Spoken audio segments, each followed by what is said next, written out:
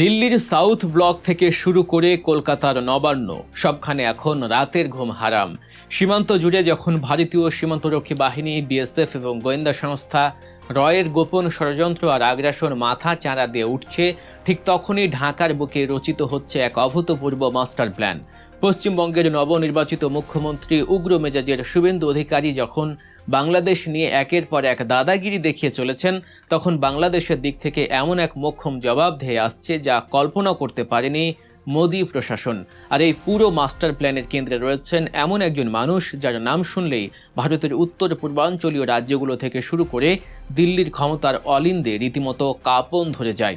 হ্যাঁ, তিনি আর কেউ নন, বাংলাদেশের রাজনীতির সেই পুরনো ডন, টানা 17 বছর জেলের অন্ধকার প্রকোষ্ঠে থেকেও যাকে একটুও দমানো যায়নি, সেই লুৎফুজ্জামান বাবর। দর্শক, আজকের এই এক্সক্লুসিভ এবং শ্বাসরুদ্ধকর রাজনৈতিক বিশ্লেষণে আমরা উন্মোচন করতে যাচ্ছি বাংলাদেশ ভারত ছায়াযুদ্ধের আসল রহস্য। কিভাবে তারেক রহমানের এক ইশারাতেই তাসের ঘরের মতো ভেঙে পড়তে পারে শুভেন্দু অধিকারী আর রয়ের সমস্ত নীল নকশা, এবং লুৎফুজ্জামান বাবর যদি ফের স্বরাষ্ট্র মন্ত্রণালয়ের দায়িত্ব পান, তাহলে সীমান্তে কি ভয়ঙ্কর ম্যাজিক ঘটতে যাচ্ছে, তার সবকিছুই থাকছে আজকের আয়োজনে। তাই কোনোভাবেই ভিডিওটি না টেনে একদম শেষ পর্যন্ত দেখার অনুরোধ রইল, কারণ আজকের আলোচনা প্রতিটি দেশপ্রেমিক বাংলাদেশির রক্ত গরম করে দেবে। শুরুতেই একটু পেছনের দিকে তাকানো যাক। নির্বাচনে জিতে পশ্চিমবঙ্গের মসনদে বসার পর মুখ্যমন্ত্রী শুভেন্দু অধিকারী ভেবেছিলেন তিনি হয়তো তারেক রহমানের সরকারের উপর একটা মনস্তাত্ত্বিক চাপ সৃষ্টি করতে পারবেন। তিনি দম্ভ ভরে ৪৫ দিনের একটা চরমপত্র বা আল্টিমেটাম দিয়ে ঢাকাকে ভয় দেখাতে চেয়েছিলেন।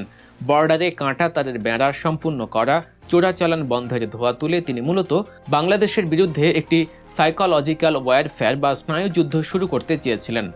র এবং বিএসএফ এর সাজানো এই নাটকের মূল উদ্দেশ্যই ছিল বাংলাদেশকে চাপে ফেলে নিজেদের ফায়দা লোটা।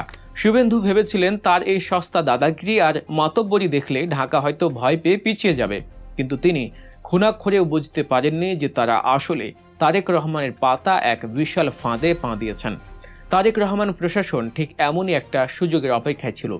ভারত যেন আগে নিজেদের তাস খোলে, সেটাই ছিল ঢাকার লক্ষ্য, আর ভারত ঠিক সেই ভুলটাই করেছে। আজকের বাংলাদেশ আর আগে সেই নতজানু বাংলাদেশ নেই। মেজর হাফিজের মতো বর্ষিয়ান নেতারা প্রকাশ্যেই কড়া ভাষায় জানিয়ে দিয়েছেন, যেখানে স্বয়ং আমেরিকার মতো পরাশক্তিরও এই দেশ দখলের সাহস নেই, সেখানে মোদির ছোট ভাই শুভেন্দু তো নিতান্তই চুনোপুটি।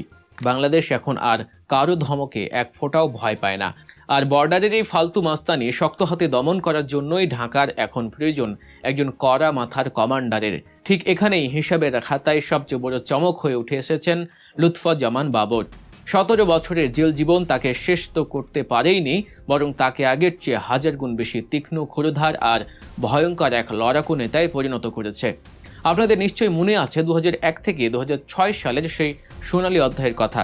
দেশের ভেতরে আন্ডারওয়ার্ল্ডের সন্ত্রাসী আর গডফাদারদের এক নিমিষেই মাটির সাথে মিশিয়ে দিয়ে এই লুৎফুজ্জামান বাবরই গঠন করেছিলেন elite force rapid action battalion বা র্যাব। তার সেই কড়া অ্যাকশনের ভয়ে তখন বড় বড় অপরাধীরা দেশ ছেড়ে পালাতে বাধ্য হয়েছিল।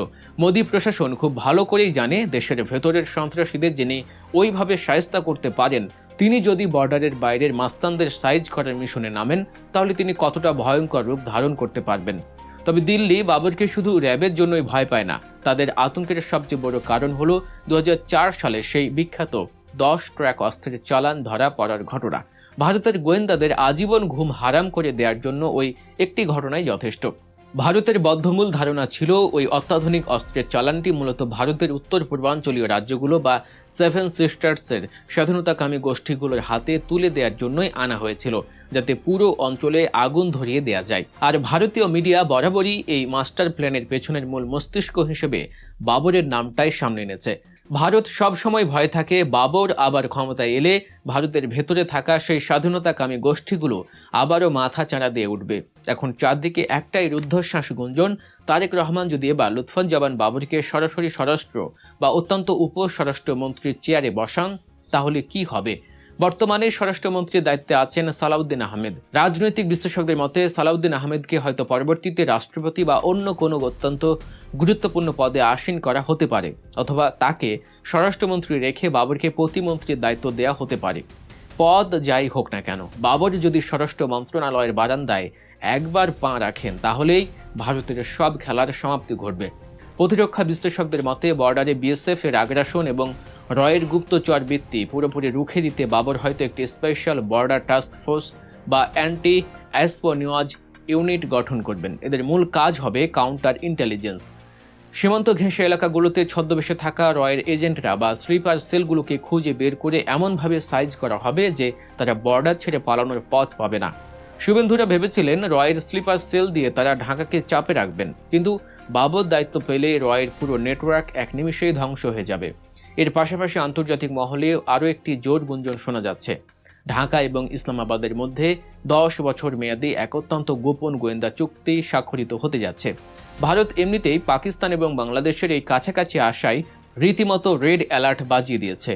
দুই দিক থেকে চাপে পড়ে ভারত এখন চিড়ে চ্যাপ্টা। আর ঠিক এই সন্ধিক্ষণে বাবর যদি স্বরাষ্ট্র মন্ত্রণালয়ের দায়িত্ব পান, তবে এই গোয়েন্দা চুক্তির আসল রূপ কতটা কার্যকরী ও ভয়ঙ্কর হবে তা ভেবেই সাউথ ব্লকের কর্তাদের কপালে ঘাম জমছে। বলা যায় খেলা কেবল শুরু। শুভেন্দুর র আর বিএসএফ এর সব ষড়যন্ত্র ধূলিসাৎ করে দিতে ঢাকার টেবিলে যে মাস্টার প্ল্যান সাজানো হয়েছে তা ধীরে ধীরে আলোর মুখ দেখছে। আগামী দিনে ভারতের কপালে যে আরও অনেক বড় শনির দশা অপেক্ষা করছে তা এখন দিনের আলোর মতোই পরিষ্কার। বস বাবর একবার তার পুরনো ফর্মে ফিরে এলে দিল্লির বাবুদের পালানোর কোনো জায়গায় অবশিষ্ট থাকবে না। গায়ের জোরে মাতব্বরি বেশি দিন টেকে না। শুভেন্দুর মতো নেতাদের ফাঁকা আওয়াজ এখন কেবলই হাসির খোরাক। বর্ডারে এখন নতুন সূর্য উঠছে, আর এই নতুন আলোয় ভারতের সব গোপন ষড়যন্ত্রের পর্দা ফাঁস হয়ে গেছে।